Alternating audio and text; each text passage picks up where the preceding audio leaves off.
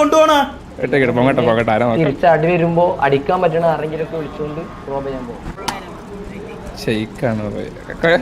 മനസ്സിലായി. ഇതെന്താ എല്ലാരും കൊണ്ട് ഒരുമിച്ചിട്ട് ഇത് ആളാരാ നോക്കട്ടെ, ഞാൻ നിലത്ത് കൊടുക്കുന്നു. റോബി ഒന്ന് അടിച്ചിട്ടു, മനസ്സിലായില്ലേ? ഇനി വെക്കോ.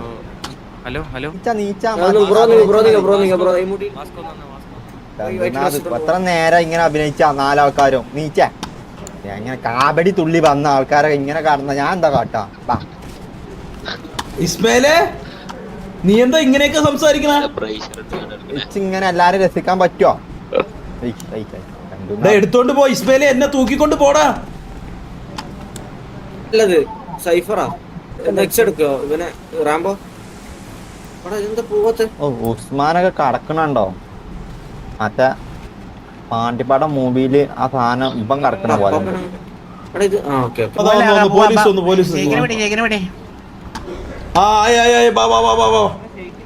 ഹലോ, ഏതാ വണ്ടി? ഏതാ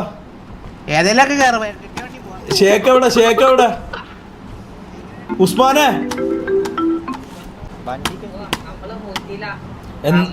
എന്താ? ആരാ വെടിവെച്ച? നീയാ വെടിവെച്ചേ?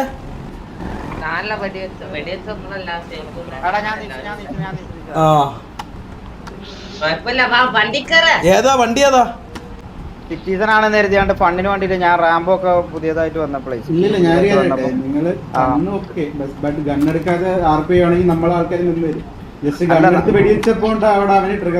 മനസ്സിലായി മനസ്സിലായി. നമ്മള് ഒരു വാണിംഗ് ഫയർ പോലെ ഇങ്ങനെ എടുത്തിട്ട് പോലെ എടുത്തിട്ട് നമ്മൾ ഫയർ ചെയ്തെന്നുള്ളൂ, അല്ലാതെ നമ്മൾ ആളെ മേത്തൊന്നും ഫയർ ചെയ്തില്ല. ഇവരെന്ന് പറ്റിയാണ് എനിക്കറിയാം.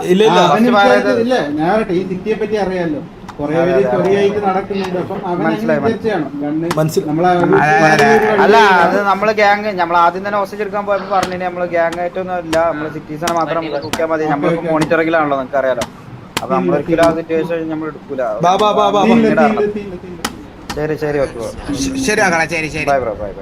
ഒരു ബോഡി അപ്പുറത്തുണ്ട്, അത് എടുത്തറ.